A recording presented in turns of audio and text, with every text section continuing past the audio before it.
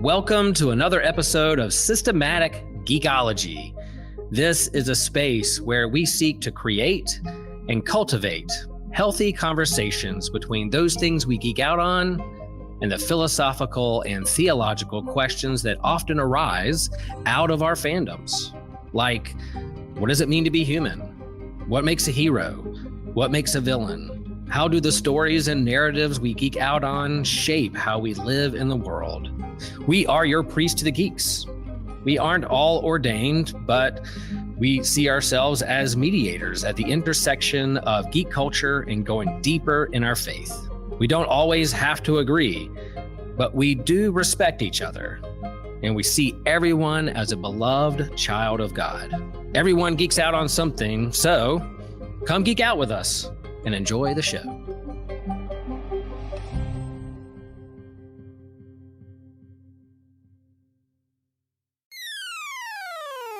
You're listening to an Anazal Ministries podcast.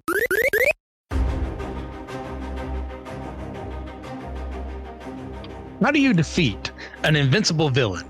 We're going to be asking that question a lot more on today's episode of Systematic Geekology. We are the Priest of the Geeks. I'm your host, Christian Ashley, here to continue on the series of My Hero Academia. We're very close to the end. We've only got a couple of arcs left, and you know her because she's been with me pretty much the entire time that we've been going through this.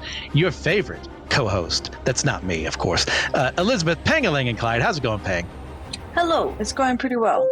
All right. So, Pang, what have you been geeking out on recently? Shockingly, it's not romance at all. It is anime, though. It is anime because we have to.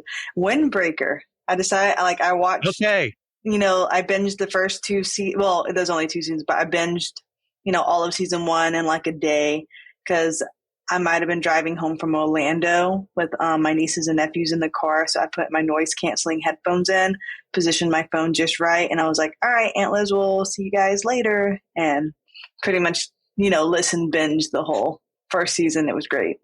Oh man, such an attentive aunt. So caring, so kind. That's a good one to binge. The second season wasn't as good for me as opposed to the first one, but I still like it. It's a good series. Now, me, I years ago bought like the complete works of Edgar Allan Poe, and I have not touched it since I bought it. And now I'm only like 100 pages into an 800-page book. Oh. And I'm glad they started with what they did because these are the stinkers at the beginning. And I finally got to the Murders in the Rue Morgue, and it's something good. But yeah, I've read Poe before, but I've never actually read everything he's done. So I'm looking forward to it. There's a reason some of his stories aren't as well known as others. I'll put it that way. Are you going to go to the Edgar Allan Poe Museum in Richmond, Virginia? You should go. I've never thought about that, but that does sound like fun.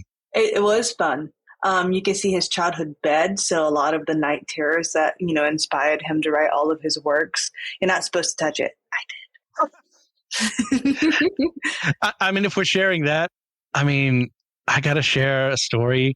I was in high school and my small group leader had a friend who worked in the White House at the time. And we went up to Washington, D.C. as a small group and had a lot of fun, going to Smithsonian, other stuff. When we actually went to the White House proper, she was giving us a tour of stuff, but you couldn't actually go into the Oval Office at that time for some reason. They had it like security lockdown. So what I did is I stood right beside the Oval Office entrance and discreetly stuck my foot inside of it, just because I'm such a rebel. And that way I can actually say I've been inside the Oval Office. I see no problem with that.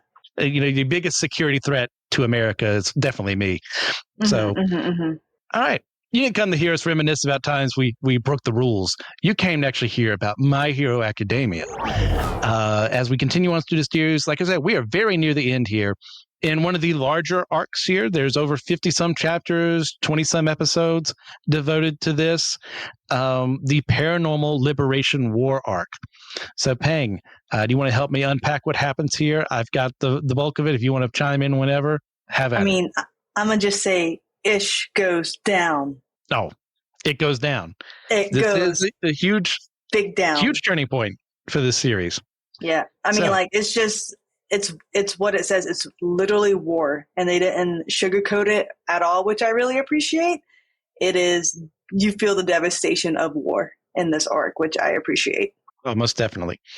So, for the sake of time, we're not going to go into every single thing that happens. I'm going to be hitting like bullet points of what goes on. And once again, chime in as you please, Pang, for what goes on here. So we kind of start at the beginning with the kids at what's happened after last time. They're getting a little better with their powers and stuff.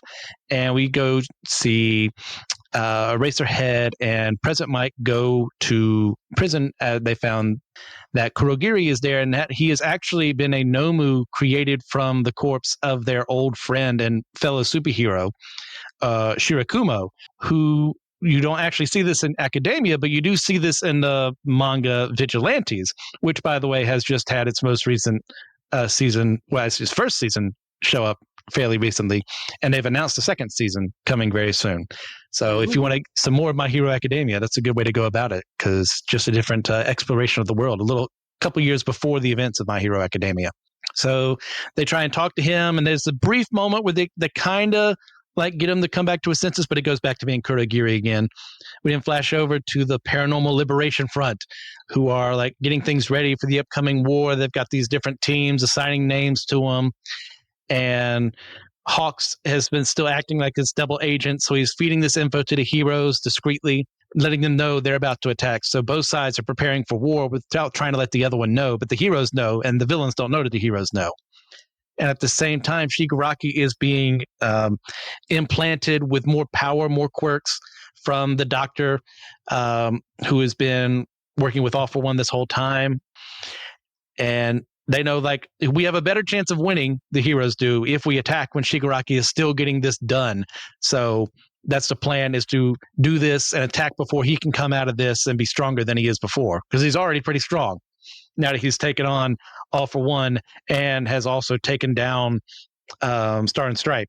So we go over to All Might and see that he's researching like the old users of One for All, and he's telling Deku and Bakugo about this, and he says that the Black Whip that Deku used was the quirk of the fifth user, Banjo, great name, and that his mentor, Nana Shimura, actually had a quirk too, and her quirk was Float. So one of the things they're going to do is actually train some of Deku's quirks a little more. He'll unlock more along the way. As within, Hawks tells everyone what's going to happen, so the heroes start forming their teams to get ready for this attack. We've got one that's going to the hospital where Shigaraki is like having the experiments done to him. We've got another one that's going to like try and take the hugest part of the army away and like imprison them. Then we've got so many UA students just kind of being backup for that team just in case anything goes wrong. And another group is going to be evacuating civilians. So right before the battle actually starts, Hawks confronts Twice and tells him, look, I'm a double agent. I got to kill you first, because he's trying to apprehend them first. But because he doesn't want him to die, because he actually does kind of like him.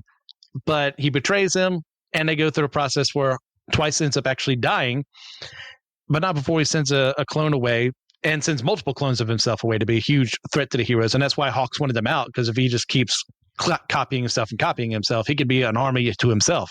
So you get to one army that goes to take down Shigaraki. They confront the doctor, find out that he has a quirk too, and it's allowed him to stay alive for as long as he has. And he actually gave that quirk to All for One, which explains why he's been alive for as long as he has. And then he recreated the quirk so he could stay alive. And through that process, they learn, oh no, we actually aren't as early as we thought we were. Shigaraki's almost done. He comes out of what's been enhancing him, and he kills some of the heroes around him, activating his decay. Anything you want to add before we head forward? No, because we'll talk about like the favorite characters and introductions and stuff along the way. So now that he's out, Shigaraki wants to track down One for All, because that's the one thing missing. Like, just to make All for One's plans and his plans go through, he needs to take All for One away. Deku kind of realizes this, and through the process uses himself as bait to try and make sure that other people aren't attacked as much, because with that decay, he can pretty much kill anyone. So Eraserhead is also having to be there to stop him from using some of his quirks. He can't stop all of them, the ones like the physically enhancing ones, but he can stop the ones like decay. And through this, Shigaraki has also ordered Gigantomachia to appear on scene now that they're buddy-buddy. And he starts attacking some of the heroes. Mount Lady tries to fight him, and Momo and some of the other kids are fighting against him, trying to sedate him and put him out of the fight. And through this process, Gran Torino ends up injured, should have died, but kind of emboldening Deku and Bakugo a little more to fight through this. And Todoroki comes in to help him out as we get through some further things where Deku kind of reveals that he's learned to master float as well as the Black Whip and a couple of other ones. We'll see a cute little flashback where he's helped out Bayo Chaco. Very sweet romantic moment between them before they're actually anything. Then we find that, oh gosh, where is it at? Bakugo has been saving his hero name this whole time. And everyone else thinks that Best Jeanist is dead. He's wanted to save it and let Best Jeanist know. So Best Jeanist shows up on the scene. Mirio shows up on the scene too. He's been given his quirk back thanks to Eri, who the more her horn grows, the more she can like restore things. And now at the cost of her horn, until it regrows, she's able to give him his quirk back. But in the middle of this fight, Bakugo reveals his hero name finally, and I think it's Great Explosion, Murder God, Dynamite. I love it. It's fantastic. 10 out of 10. Oh, that's perfect. It's something that a kid would think is cool. And even someone as high strung as him, like, of course he thinks this is cool. And of course he'd never say this because forever ago when they said, here, we had to make good hero names for everyone, this would have been a turn down immediately. But it's too late now. He's announced it to the world. And then as Endeavor and some of the other heroes are fighting, Dabi ends up showing up on the scene, and we finally get the big reveal about who he is. He is not just Dabi, he is Toya Todoroki, the Todoroki that everyone else thought was killed, or not killed, died while Endeavor was training him, being too harsh for his own good. And he's letting the entire world know what a scum of a father he has, and starting to try and break down the people's belief in the heroes. Gigantomachia is able to get free, but he's able to get knocked out by Endeavor. In the midst of this, we learn that Mr. Compress is actually I think it's great-great-grandson of an old villain back in the day, and that he kind of sacrifices himself, not like dying, to get people to safety for a little bit there. And Deku and Shigaraki are still fighting each other, but it gets to the point where All For One kind of takes control from Shigaraki. And then as everyone's kind of beaten down from the fight, they flee. Shigaraki, now controlled by All For One, goes to a prison, breaks out a bunch of people also to get his original body back. So there's an All For One in control of his body and an All For One in control of Shigaraki's body. Oh wait, did I skip ahead? We haven't gotten... Star and Stripe was before or after this? I think it was like alluded, like near the... Like almost like she's coming, but she hasn't came yet. You know what I mean? Yeah, I'm confusing myself. She doesn't show up until later. Yeah, that's next. So sorry, spoilers for what happens next. Yeah, my bad. I was getting all over the place there. So comes a point where the heroes have lost but also won. The villains have lost but also won, and now there's this uncertainty about what's going on. Deku meets while he's in the hospital, the other members of One For All, and they basically tell him, look, your powers are going to die if you give it to someone else who doesn't have a quirk. And the chances of that happening are very slim to none, because it kind of fights against other quirks in the body if that person already possesses one. So the fact that All Might had it and got it to its full potential is why he was able to do that, because he was quirkless. Same way with Deku. He's getting to that point. So it's kind of the make it or break it. You're the last guy. You better defeat Shigaraki All For One.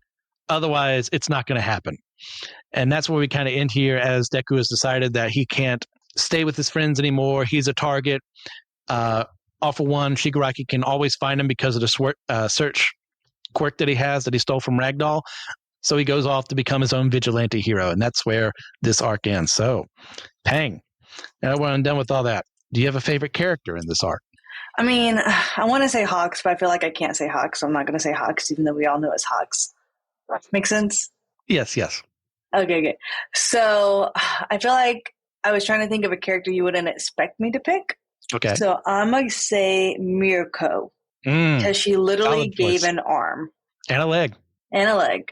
And she wasn't really my favorite because, I mean, if you guys don't know, she's the tan bunny girl quirk type deal. And I just didn't love the macho-ness, she portrayed. I don't know. Like, I'm a girl's girl, I guess. And so I'm like, that's great for you. But she just never stuck out to me. But she kicked booty facing 5 no-moves by herself. So that was impressive. And I mean, when she couldn't prolong, a stop. What can I think of it? I can't speak. Well, she couldn't stop him, but she still kind of went for him, even like literally losing limbs. So I feel like she needs to be the favorite character of this arc because I would say, gave up the most that was not her life. Because obviously some people gave up their life. So yeah, and we do have some people dying here. We have lesser heroes like X-List, and we have one of the top 10 in Crust, who we haven't actually met a lot, so his death doesn't really do anything for me. Yeah, no one major that we know besides Twice. Midnight does die in this arc. I forgot about that. It's not really focused on too much, as in showing the death and it's shown the reactions of the students, but yeah, she does die in this arc. They made it seem more like, I was like, oh, is she unconscious? But then you're like, oh wait, no, she's dead. Yeah. For me, going through this, plenty of people get some really good moments here. Like Tokuyami gets some nice moments, trying to fight some villains. Momo has a great plan in trying to sedate Gigantomachia, and it's not really her fault that the dosage is kind of wrong. It's kind of a plan that had to be made up on the fly, and she did really well. Let's see who else. Of course, Mirio, my boy, my number one, shows back up with his powers as a threat, as someone to be taken seriously, which couldn't have been done without Eri. And some people would accuse her of being like a prop or just a plot convenience, but no, it's established. There's a cost for her doing what she does. She can't just do it every day. She had to build up her power to the point where she could bring Mirio his quirk back, which is great. Eraserhead, Aizawa, brings a great moment here where when he actually gets hit, he gets hit with a quirk erasing bullet. And before it can spread to the rest of his body, and which would mean that he'd not be able to shut off Shigaraki's powers, he cuts off his goddamn leg. Now that's a man right there. That's a hero, and he did his job well. But honestly, I might have to give it to Deku here. Oh yeah, when he used his tongue to fight. How he adapts his abilities, learning from how his other classmates have done stuff. He calls it Froppy style, using Black Whip in that manner. Because it shows he's been studying them, he's been doing since the first chapter we've seen him, studying other heroes, how they do stuff, and jotting it down for future reference. And now, if I use my power like this, I can do that. And then him realizing, Shigaraki's after me. I can't explain that to everyone on the air, but I just need you to trust me. And the fact that Endeavor does trust him when that scene comes up is pretty relevant, is pretty well done. And of course, the confrontation he has with Shigaraki it's a great fun fight. So I'm actually going to give it to Deku. And even his choice at the end it's a kind of not really controversial choice, but it's one where it kind of went, I don't know about that, buddy. But it makes sense. It's he can find me wherever I go, so let me not endanger everyone else. Let me just endanger myself, which is a reckless move, but he's also a teenager, so I'm fine with that. All right. Yeah. Deku seemed obvious, but Hawks, but I'll give it to you. And Hawks, we can't, we have to discuss that too. He does his job well in this arc. All that double talk, and I'm on your side, right, guys? But I'm actually on this side. Poor Twice. And then, I know, the betrayal that Twice feels, it's real because he thought that they were friends. And Hawks does want to be friendly to him, but he also wants him to be reformed. He doesn't want him to be a villain. He wants him to get proper, treatment for what's going on. But it's a really bad time to reveal all this to the man. So the fight was inevitable. I don't know what else you thought would happen. And it does get to the point where he actually does have to kill Twice. And you can tell his immense regret because that's not what he wants to happen, but he knows for the greater good, it has to be done. Mm-hmm. It's just, it was a sad time. I always, whenever you feel sympathy for the villain, it's well written, because normally you cheer when they die or you cheer when they're defeated. But in that scene, like you felt so much empathy and you felt sadness. And even for Toga, knowing that she's going to be affected, like it was just really played out on both sides. But I mean, Hawk had to do what he had to do, that double agent. Do you have a favorite scene or moment from this arc?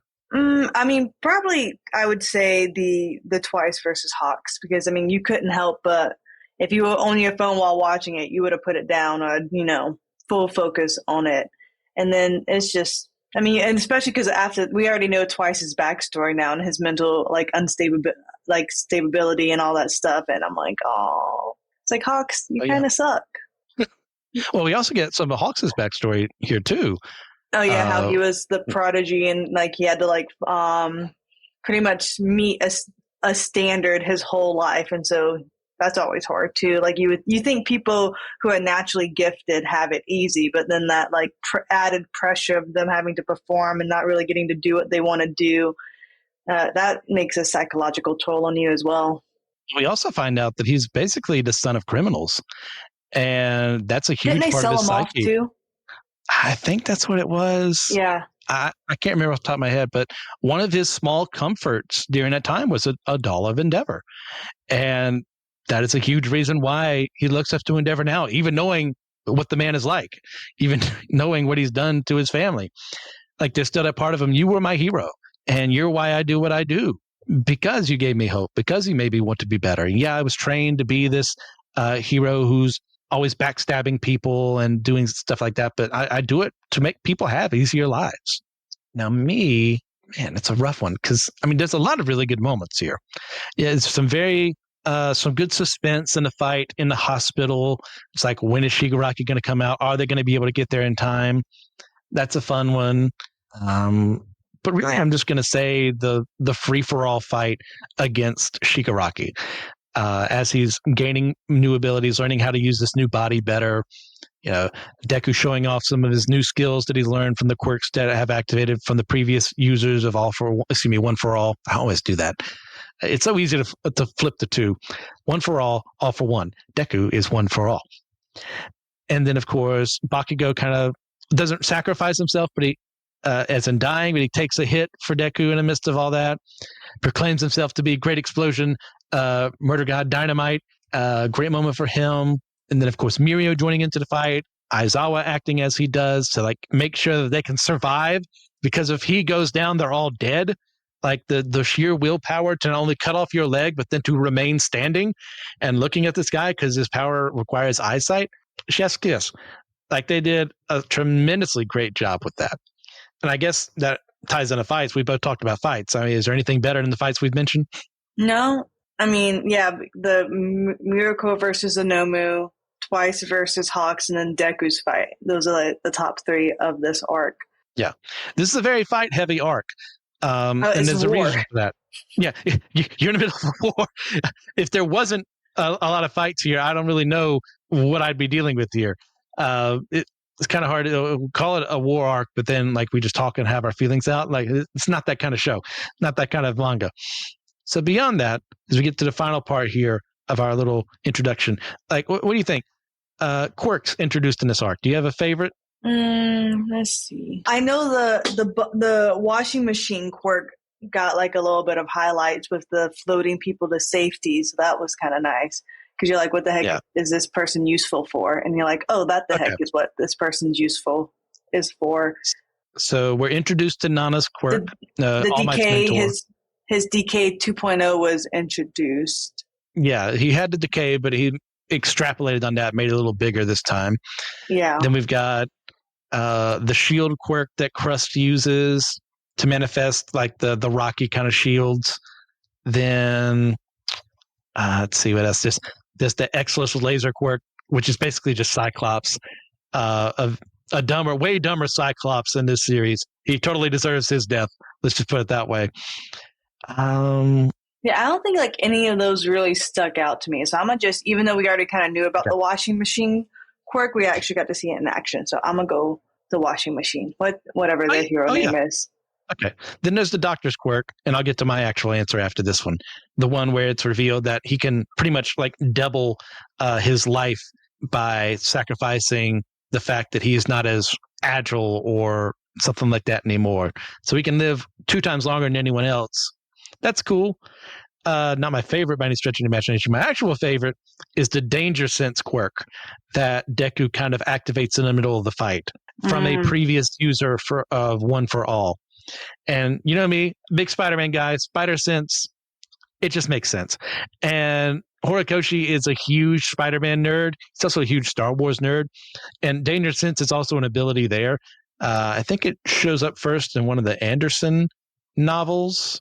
I want to say it's like Champions of the Force or something like that, or Children of the Force. I can't remember off the top of my head. But yeah, it's a super useful one. It's like, oh, if someone's about to attack me, I need to get out the way, or something's going to go wrong. What's going on? Well, let me check my surroundings again. As someone, I'm not clumsy by nature, but it'd be nice to have this for when those moments do come up and go, oh, wait, what was I about to do? Or where was I about to go where something would have like tripped me or caused harm to me? I was like, I don't pay attention to the new quirks, like, because I like my oldies. It's like when a new kid comes, I don't like to accept them as much. Okay. Unless they like, show up in a big way. And I feel like, to me, they didn't show up in a big way. Let's get into the content. Let's do it. And as addressed earlier on, All Might does his work, does his research, and into the previous wielders of One for All, and finds out some of their quirks, how they died. He doesn't know everything. Like specifically, it mentions, I think, the 3rd and 4th, or maybe the 2nd and 3rd. I think he knows nothing about. But like, how is this portrayed when it shows up, and what were our expectations before this? I was kind of shocked that, because I guess he was number 1 and he didn't have, like, he had a foe, but like he was better than his foe. So I'm like, why didn't you do this before dire, like, circumstances, right? Like, why didn't you think about, like, exploring all that All for One had to offer? But I'm like, it's fine, I guess. But doing it now, better late than dead, right? But that was kind of like my thing. I was like, why didn't you already know this? What do you mean you don't have all the information already? Like, Gran Torino doesn't know? Like, well, that's part of it, is that he had to go and do his research because no one really knows. Because if you remember when All for One was like top dog back in the day, they were at war during the entire time. So the records aren't kept as well. They don't know. There were plenty of heroes, but not everyone had their own academy or what they call their internships and stuff like that. So they were just fighting to survive. So no one was writing down, hey, Banjo had his Black Whip quirk, and that's why he does what he does. Or this guy had his Danger Sense. They really needed a Deku during that time. Yeah, because it was extremely fractious time period where they were just trying to live, trying to bring stability to the world that just barely was able to stop All for One. By the time of, I think, Nana is when she doesn't take him out, but she's fierce enough against him to make him lesser of a villain.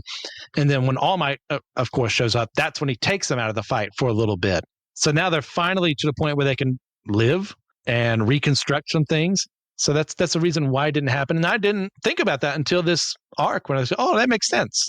Why wouldn't he know about the people who came before him? You mean they weren't talking? Well, as we'll learn in this arc and then later on, some of them literally died, found the next person right next to him and said, look, I've got like 5 seconds to explain this. Take this quirk and then give it to someone else later on. And that's just how it worked. Poor planning, if you ask me, but whatever. It is fun to know, like, whenever we do learn more of the quirks, that not all of them are, it wasn't like all of the past people were the number 1 heroes, right? So some of them were just average heroes, or some of them didn't even have like a quirk, like an original quirk that was super useful in fighting. So that was kind of nice seeing how it, I guess, was so diverse in the past. Yeah, and it's great that Horikoshi does this. He doesn't he's not trying to make Deku like the strongest hero in the world. He's just trying to give him something that can help him. Like, you think of someone like Spider-Man, it's good.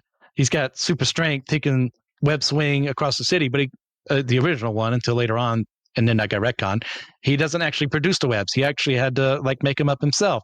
And the danger sense is great, but if I don't have the agility and reflexes to get out of the way of trouble, it's not going to do me much good. So for someone like Deku, who is already very agile, already very strong, the danger sense makes perfect sense for him to have something like that. The float is great too. That means he can suspend himself.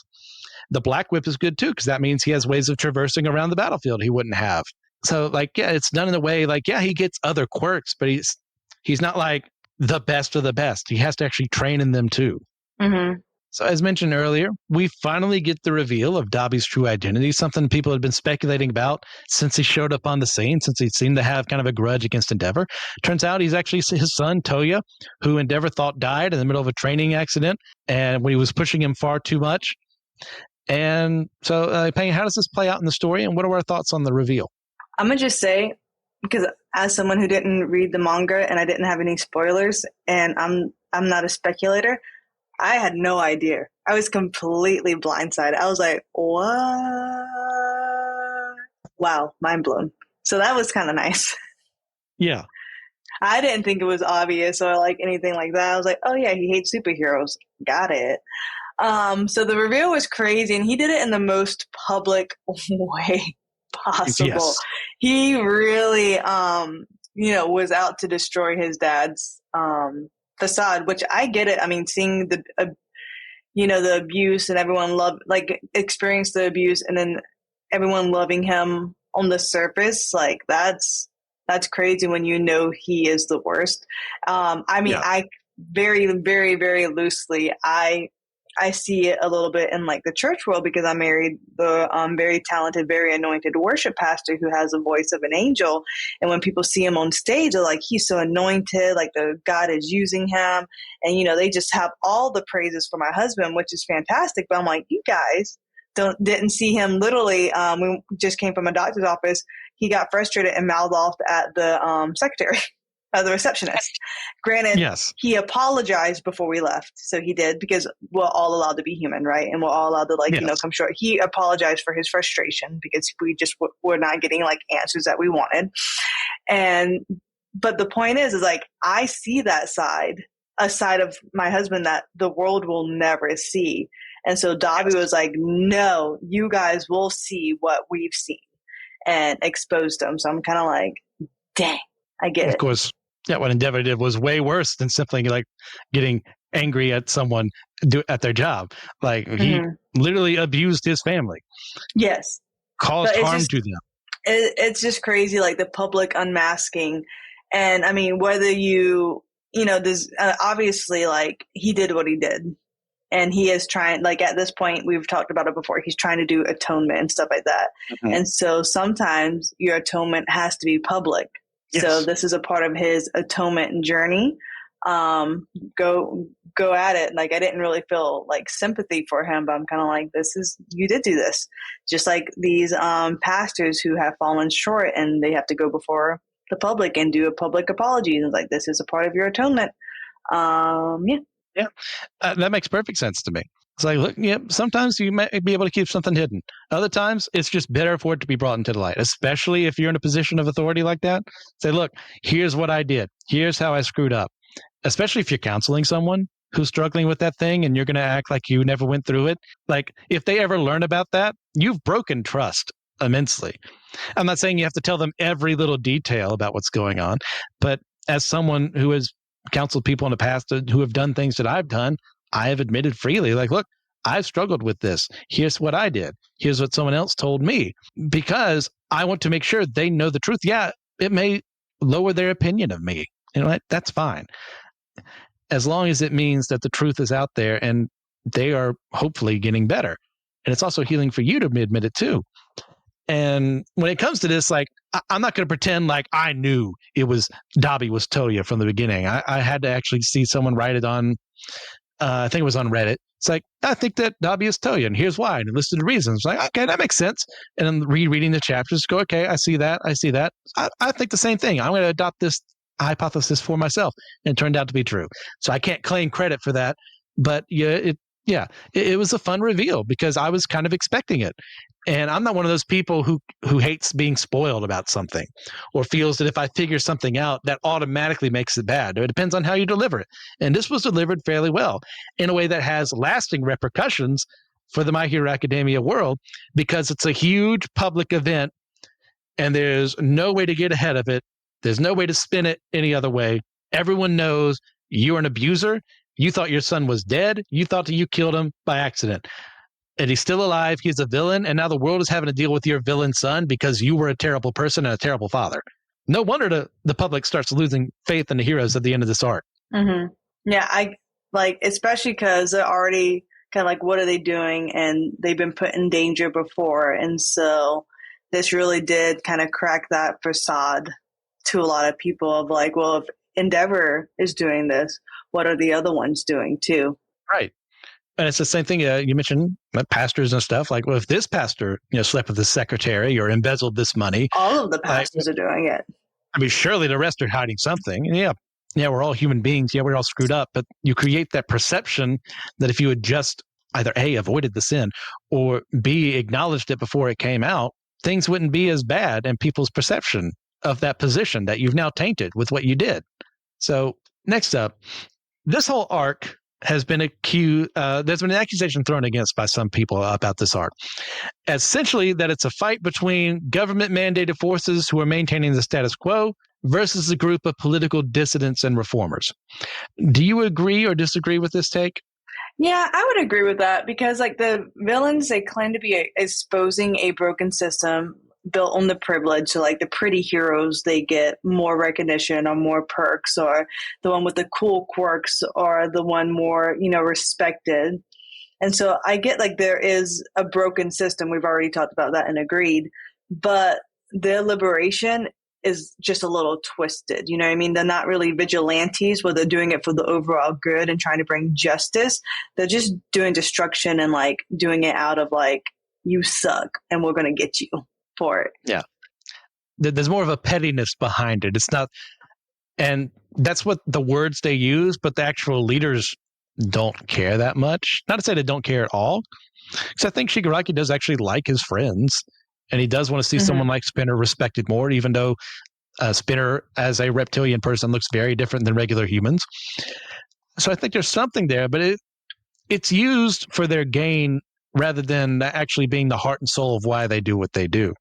And yeah, there are certain parts, like we've discussed before, that need to change about the current hero system that favors some over others, that allows discrimination to take place, even with just the quirkless, as opposed to people who still majority with quirks.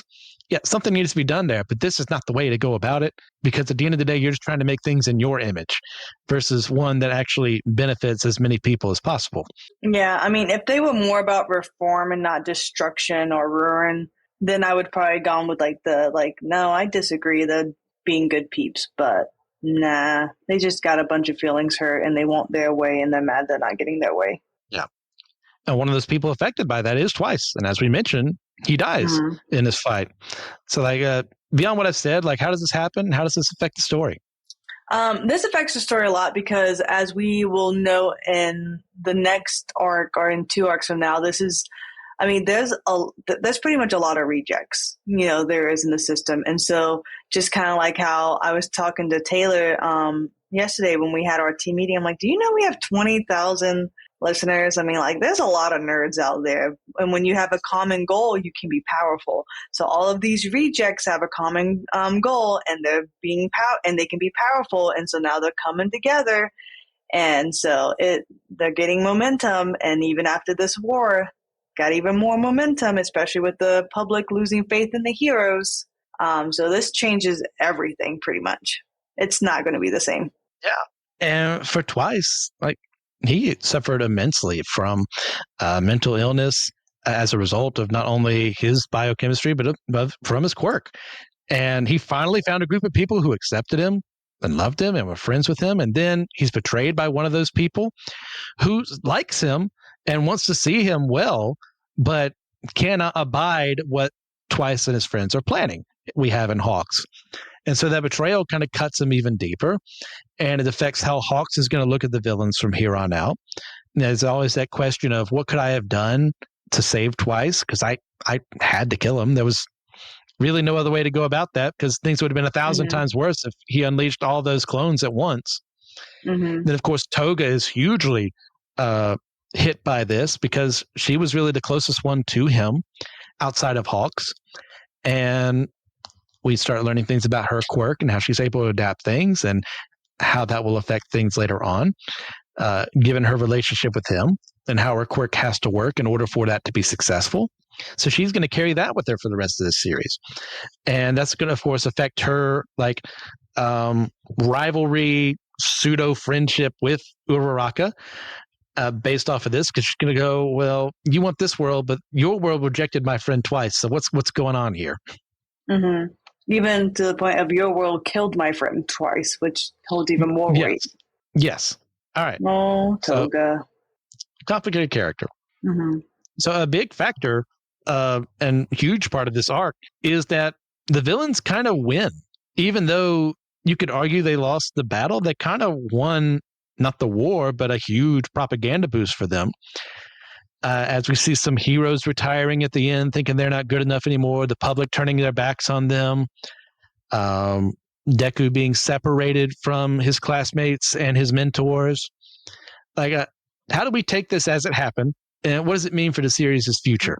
Yeah, so, I mean, as we said, like, they may not have won the war as in, like, they defeated the heroes, but as we mentioned before, they won because not only did they take out, they definitely crippled the hero forces. So they may not have, like, won this specific war, but they definitely, won the battle of we crippled them. They are experiencing hurt and loss. And because they're righteous, they feel it more. But as we mentioned, the public now has even less faith than the heroes. And this is going to turn the world upside down. They don't know who to trust or who's in the right. And so now they don't have the public support.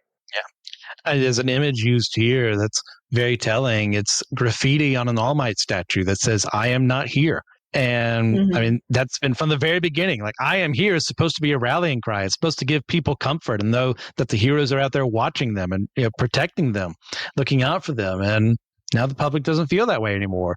And it's going to cause huge fractious arguments and disturbances throughout the series because the villains kind of own parts of Japan now. And yeah, we were able to get some of the army and imprison them, but All For One, Shigaraki also broke the original All For One out of prison and a lot of prisoners, including some who are going to show up in later arcs. So that's going to kill your belief in the system when it's destroyed like that in front of you.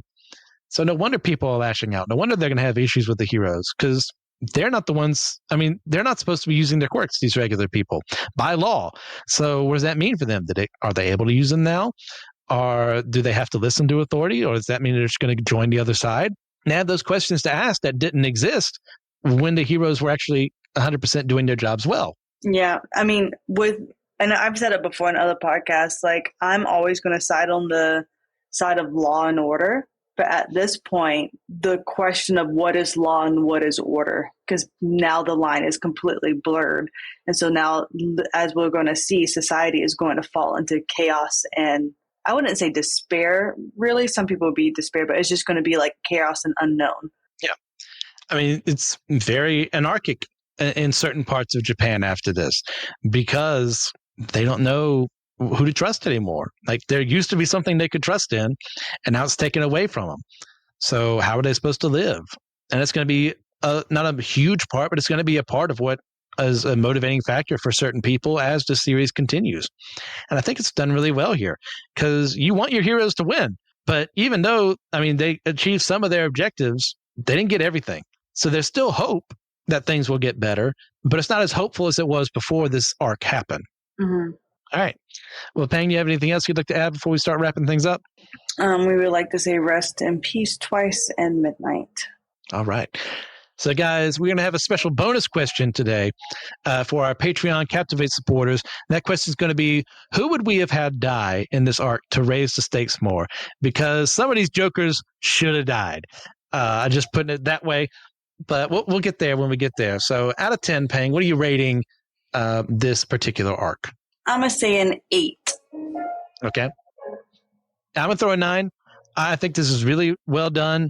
You got some good fights here, some good reveals that happen, great character motivations for based off of those reveals and prior revelations. It's just really well done. It's very fun. It's not the best of the best, but it's good. I agree. All right. So do you have a recommendation for the audience? Go to Disney. I just got back from Disney, but I went with kids, and that was the worst. So go to Disney by yourself or with a close friend, no kids. And that's my recommendation to you. Okay. So pretty soon, I'm going to be on an episode that normally would just have been a comic book catch-up, but we're actually, I think, going to make it a full episode going over the career and comics of Peter David, who recently passed. And in doing that, I've reread some of his old Spectacular Spider-Man, and gosh, it's good. Like the Sin Eater storyline alone, Spider-Man and Daredevil's friendship becoming even better with the reveal of their secret identities. Oh, greatly done. We've lost a real titan of the comics industry. And we're going to have more to say when the episode releases. Maybe it releases before this, maybe after, I don't know. But look on that in the horizon. So, guys, thank you for all that you do. Please, if you get a chance, leave a 5-star review on your podcasting platform of choice. Help us with the ratings there to help find us more people that would be interested in the show. We just said numbers earlier. That number was not the number when I first got here. And it's because of people like you sharing the show with other people, suggesting ideas to us, joining discussions that we have on Facebook and more. Like, thank you for all that. I really appreciate it. As well, if you have any questions or episode topic ideas you want to send our way, shoot us an email at systematicgeekology@gmail.com. I'd like to shout out some supporters. Thank you to Aaron Hardy, Daniel Sigmund, Trip Fuller, and James Barrett. You guys are the best. But remember, we're all the chosen people, a geekdom of priests.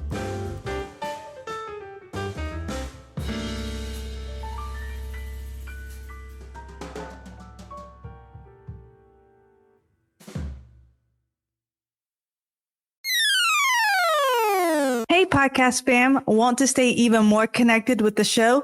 We've got you covered. Check us out on Instagram and Blue Sky, where we're posting exclusive content and bonus videos and fun updates that you won't get anywhere else. From sneak previews of upcoming episodes to bonus content, our social accounts are the best way to keep the conversation going. Plus, it's a great spot for you to interact with other listeners and share your thoughts. We love hearing from you. When you follow us, it helps us grow and continue bringing you the content that you love. Whether it's a funny poll, a quick clip from today's episodes, or just random thoughts, you'll feel more plugged into everything we're doing. So go ahead and hit that follow button on Instagram and Blue Sky. It's one more way to be a part of the show and keep the good vibes flowing. Thanks for being a part of the family, and we can't wait to see you there. Hi, friends. It's Laura here, and I just wanted to say thank you for listening to our show. Systematic Geekology is a part of a larger podcast network called the Anazal Podcast Network. Dummy for Theology is Joshua Noel's show discussing different theological topics from various perspectives and attempting to give people more questions than answers. My Seminary Life is Brandon Knight's show. It started as him going through what he was learning in seminary, and after he graduated, he's been doing independent studies and has a lot of fun series like on hermeneutics, Bonhoeffer Summer, and worship. And then Friday Night Frights is a monthly show with Christian Ashley and Joe Day. They have a vote on the Systematic Geekology Facebook group to choose a topic each month and discuss everything from cryptos to ghosts to aliens to serial killers and more. So we hope you'll give it a listen, and thanks for being part of what we're putting out there.